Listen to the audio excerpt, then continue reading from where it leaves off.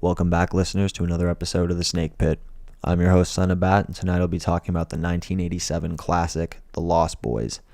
Now, I know pretty much every horror channel on this platform has talked about The Lost Boys at some point, and, there's good reason behind that. It is a classic horror movie, it is a classic 80s movie, and it is a classic vampire movie.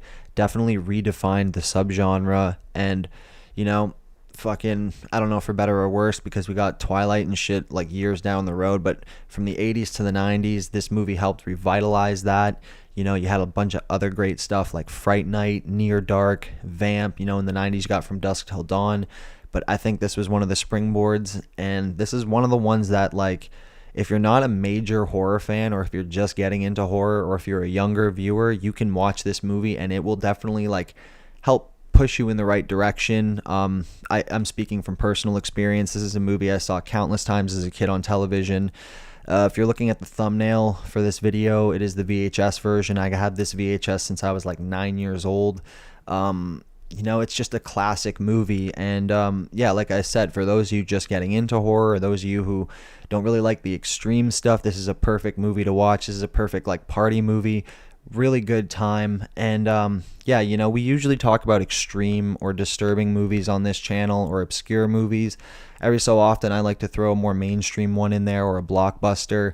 And I also had an ulterior motive too. I basically want to start this playlist, kind of, if you want to call it that, at some point down the line, called new wave or post-punk type horror movies. This could also encompass sci-fi movies and, some crime movies, but basically movies like Videodrome, Blade Runner, Near Dark, Manhunter, Class of 1984, Body Double, Driller Killer, stuff like that fits the new wave vibe or aesthetic. And I figured The Lost Boys would be a great springboard. And I'm going to try to maybe bring up some facts y'all don't know about. I'm going to try to keep it short and sweet because, again, this movie's been talked about to death by pretty much everyone. So I want to, keep it short and sweet to kind of avoid, treading the same waters as everyone else, and give a somewhat different take or view on it. So we're going to cover who made it. We're going to cover a brief summary of the plot. I won't spoil it because this is something everyone should see and enjoy, for the first time, We're going to talk about some of the background behind it, the legacy, and we'll give it a point system like we do with all the other movies. Although, as you guys can tell by my praise, you'll probably know what I'm going to give this, but here we go. The Lost Boys.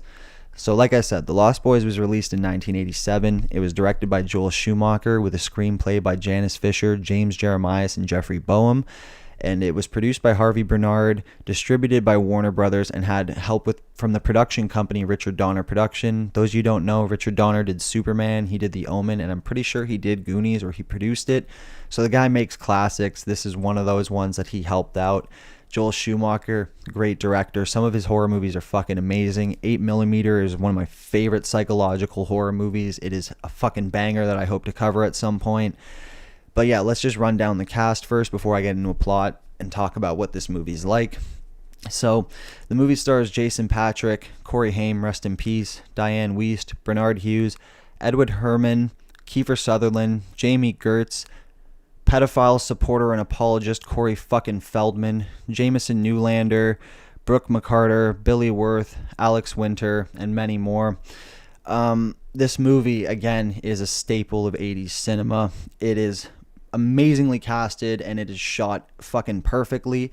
I said this is a new wave type of movie, but another category this can fit into is a comic book type movie. And it's kind of it's like the movie The Warriors in that sense, where there wasn't an original comic that this has been adapted from, but it has that very pulpy comic book feel, if you know what I mean. And comic books do play a huge part in this movie, because if you've seen it, vampires destroy everything or destroy us all, whatever the comic's called, or vampires are everywhere. Those were amazing looking covers that I always wanted, and they definitely lended to the vibe of this movie. There's a lot of vampire mythology that gets covered in it. A lot of stuff, small details too, that you'll pick up on multiple viewings.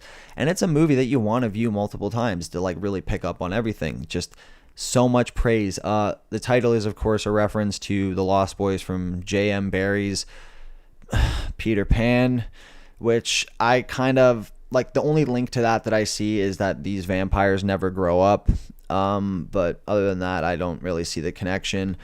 I fucking hate Peter Pan, and I hate Corey Feldman, so maybe I'll get into a rant on that later, but for now I'm going to keep it light, guys. But yeah, this movie, its legacy is fucking crazy. There's 2 sequels that came out of this. There's a comic book franchise. The soundtrack has sold fucking so much. Like the theme song attached to it is known by pretty much everyone. There's that Jokes dude, the saxophone man, who shows up in the comic books, by the way. And yeah, you know what? I might as well just break down into the plot. So basically, it centers around 2 teenage brothers, Michael and Sam, and their mom. Holy crap! I'm so gassed up. Lucy. And basically, they're moving from Phoenix, Arizona to Santa Carla after the mom went through a divorce to start a new life. However, they're moving to the murder capital of the world. And what they don't know about the murder capital of the world is that there's a shadowy group of vampires that are contributing to the many murders and disappearances within the area. The grandpa seems to know what's up, and there's a theory, actually, that the grandpa is a vampire or a half vampire, and he's keeping it at bay with the root beers, which are actually animal blood, because he's a taxidermist. Really cool theory. And actually, I'm pretty sure in the comic books it is confirmed that he is a vampire, or the woman he goes on a date with near the end of the movie was a vampire and turned him. But there's also little hints, the grandpa is very aware of what's going on in the area. He seems goofy and out there, but he knows what the fuck's going on. So either he's the vampire slayer, or he is the vampire. It doesn't get confirmed in this movie, but a lot of cool stuff that you catch up on rewatching. There's a famous scene where suspected head vampire Max comes over to a dinner with the family, because he's moving in on Michael and Sam's mom. And basically the Frog brothers show up, and they're telling Sam, we can test to see if this guy's a vampire. They do all these tests, garlic mirrors and stuff like that. None of them seem to work. And a lot of people say, well, how can you be the head vampire? None of that stuff seemed to work. Well, if you know your vampire lore, Michael invited him into the house for dinner. And if you invite a vampire into your house, he's pretty much untouchable. He's safe, unless you stake the motherfucker. So yeah, he definitely the head vampire. Cool things you notice too. I mean, it's pretty obvious with the dog. I don't know how anyone couldn't see it, like the Hound of Hell. But again, if you missed that, there's another interesting thing too about Kiefer Sutherland's character. Spoiler alert: when he gets staked through the chest at the end of the movie in that epic fucking battle where they're flying around, he doesn't disintegrate or explode like all the other vampires. Now, this is due to the fact that originally, I think if the sequel were to come out, the original idea sequel, The Lost Girls, I think he was supposed to come back.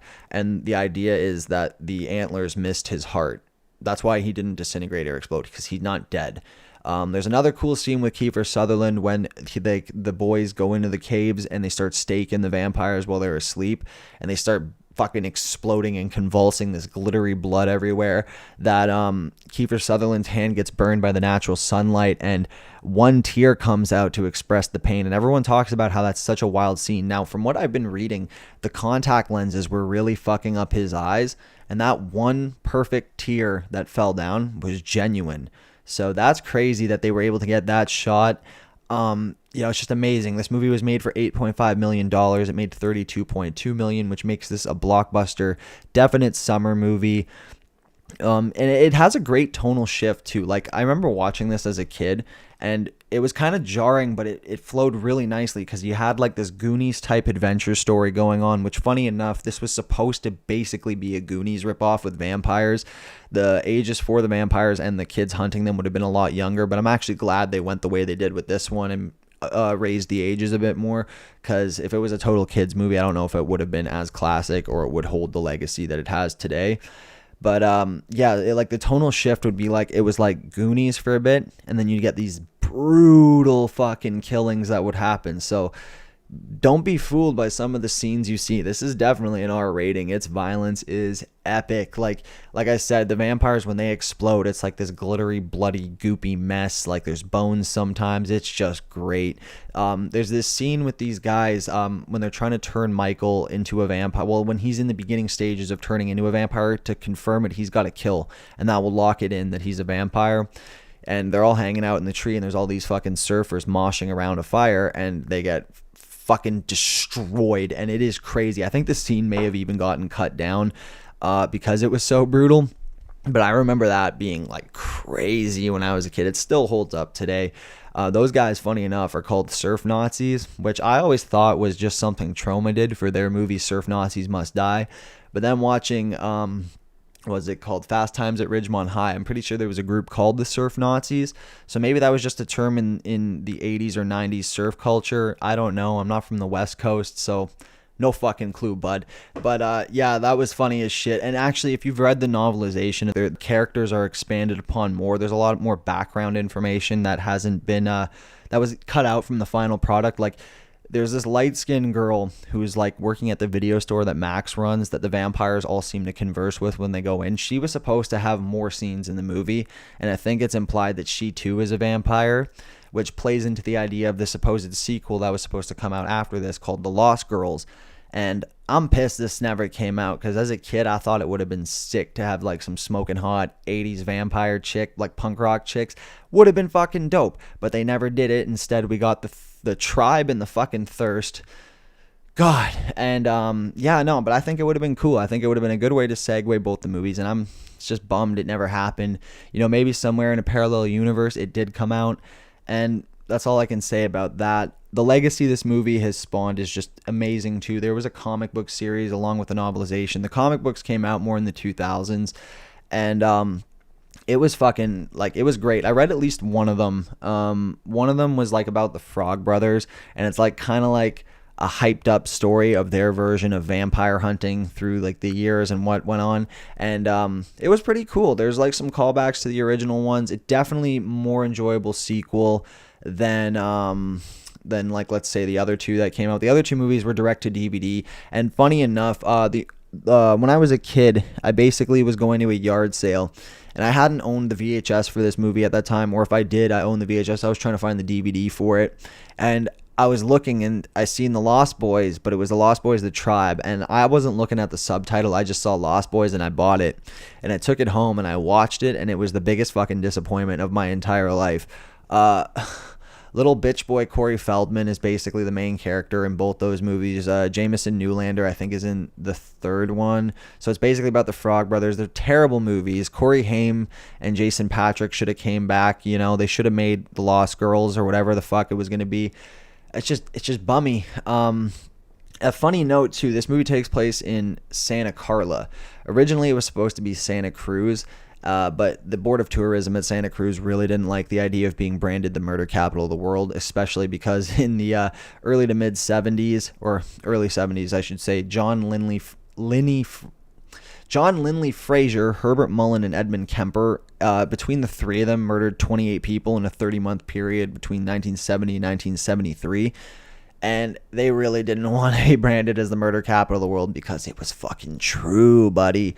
But yeah, you know, this movie, it's got a lot of wildness around it. The comic book shop was amazing. As someone who loves comic books, seeing this place as a kid, it was like a fucking dream. You don't see many shops like that nowadays, or if you do, it's like one shop and it's filled with superhero shit, and it's not got really any variety. Like I said, I always wanted those vampire comics. I was really bummed to find out they weren't real. You know, maybe one day a company will smarten up, get the rights, and produce an actual comic line of those, because I think they would be sick as fuck. I really do think they would be sick as fuck. Hold on, I'm going off the top, and I'm pretty baked right now. The VHS, honestly, it's funny. I have a DVD of this movie. I was gonna post the picture of the DVD in the thumbnail, but it's a really boring blank white case, and it's all three movies in one, and I figured I'd save that for if I ever marathoned the other two with this one. I really hope I don't have to do that, but basically I went with the VHS because the nostalgia, the memories of having this movie and watching it countless times, and also rewatching the tape with that slight deterioration on it. It was just fucking mint, buddy. It was just unbeatable. Like, some movies are just amazing on VHS. Halloween is one also, by the way. VHS version of that looks a lot better than the DVDs or Blu-rays. It has a much more creepy effect. Now, this wasn't a creepy movie. This got some good comedy in it, but it just felt right watching this on tape as opposed to DVD. The DVD doesn't really ruin anything, but like VHS with an 80s movie, guy, you gotta go that way. You know, again, 1987, there was another vampire movie that came out that about a group of vampires that lure a young man to turn him into a half vampire. It's called Near Dark. Hopefully, I'll cover that at some point. Joshua John Miller is in that one, who is the half brother to Jason Patric, and both of them are the son and half son to Jason Miller, who is the main priest and the young priest in The Exorcist, I should say. Yeah, like there's some great like visual shit, like the fucking rice turning into maggots and then the noodles turning into worms. It's gonna sound horrible, but like, you know, there's that really funny line where he's like, "Come on, Michael, how could a billion Chinese people be wrong?" And fucking Kiefer, man, like fucking great. Like, oh my god, like Joel Schumacher, like this movie just came out great. There's like quotes in this movie that are amazing. It's just, it holds up so well, man. Like, the only unfortunate thing is that they did carry on with sequels with that little fucking bitch pedophile supporter Corey Feldman. And I want to take this time to actually bring up, in one of my last videos, I think it was The Boys Next Door, I basically called out Charlie Sheen for what he quote unquote did to Corey Haim back on the set of Lucas. Now, we don't know if that actually happened. Now, I did some more research and I came to find out that a lot of people, especially Corey Haim's family, are pretty adamant in their belief that Corey Feldman is the perpetrator to all this madness. He was a jealous little bitch who didn't like the fact that Corey Haim had more leading man qualities than he did, and out of spitefulness or whatever, he just tortured this kid for the rest of his life. I don't want to bring it up too much because I don't want that to be Corey Haim's legacy. He was great in this movie. His role in the fucking sequel actually made watching the sequel bearable. But fuck you, Corey Feldman, little piece of shit. I don't even know, man. Just go back to making your whack ass music, because I can't watch the other two movies knowing that he's the main character, because it just drives me nuts seeing this little fucker. But rest in peace, Corey Haim. And in no way am I trying to vindicate or, excuse Charlie Sheen. If you've read his ex-wife's police statement, you know he's a horrible piece of shit who did some really fucking bad things. And, like I said, I don't want to go too far into the Lucas thing, but, it was such a believable thing at the time based off what we know about him. So that's all I'm going to say. Charlie Sheen, you don't get a pass either. You can go fuck yourself. Yeah. But, anyway, so one of the things I always wondered about with this movie was if they would ever go the route of bringing back the original surviving cast to be the main characters, because like I said, David was supposed to come back. He didn't actually die at the end of the first movie, so I wonder if they actually had the chance to do the Lost Girls, if they would have brought back Jason Patric and Corey Haim and the Frog Brothers and shit. It would have been cool to see. They show up in the comic books here and there, but it's not the same thing, I said I was going to keep this short and sweet, but I guess I kind of lied to y'all. We're running close to about 20 minutes here, and I guess my droning and ranting kind of derailed this a little bit. I am pretty baked, and a lot of these reviews are off the top, specifically this one too. So, sorry about that. I'll nail out a couple more facts before I totally make a fool out of myself, and then I'm going to go burn some more to recalibrate my brain. But basically, Kiefer Sutherland actually has the least roles in this movie. He's kind of got like a Mad Max type thing going on where he doesn't really say much. If you wanted to make a drinking game out of this, you'd get obliterated, because the name Michael gets said like at least 100 times in this movie. So you fucking play a drinking game with that, you are going to get fucked up.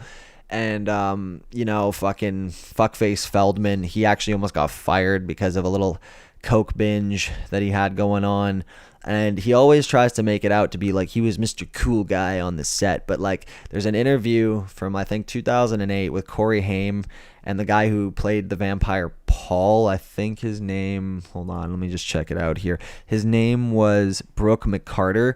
They were talking about how like Corey Haim basically was such a popular, like, cool kid that he was able to like pretty much converse with both sides of the cast. He was able to chill with the kids his age and with the older kids, the vampires. And apparently fucking they were all partying one night, like Corey Haim and the vampires, and fucking Feldman was outside banging on the window in a fit, like, "Come on guys, let me in, come on guys, let me in." And hearing that story, like, that makes total fucking sense. He seems like the kind of person who would be like that. The guy's a little fucking pussy. I don't want to make this all about him, but fuck that guy. The shit I saw this morning really, really opened my eyes. I thought he was just a whack job for the longest time, but fuck that kid, man. Like, Michael Jackson really fucked him up bad. And yeah, but he almost got fired for his coke problem. There's a phrase used in this movie, actually, that was invented in this movie. If you're a Buffy fan, you're going to recognize this phrase. It's called vamp out. That shit got invented from the Lost Boys. So, bang. This movie also, like I said, a Goonies connection. If you look and have a good eye and you look at Max's video store, you can see a VHS copy of the Goonies. Pretty interesting there. This is the first of the two Corey's movies. I think they had like 6 or 7 movies together. This is the first one. License to Drive being another one of them. Last Resort. I think Last Resort I actually have fucking terrible National Lampoon's movie.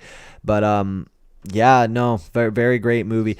Speaking of Kiefer Sutherland, he kind of has a Mad Max type position in this movie in the sense that he doesn't really say much. Why I call it the Mad Max comparison is because Mel Gibson in Road Warrior, he's the central character and he doesn't really have much dialogue, but he's super memorable. David in this is pretty much the same thing. He is one of the most memorable vampires, but he doesn't really say much, which is crazy because I never really noticed that.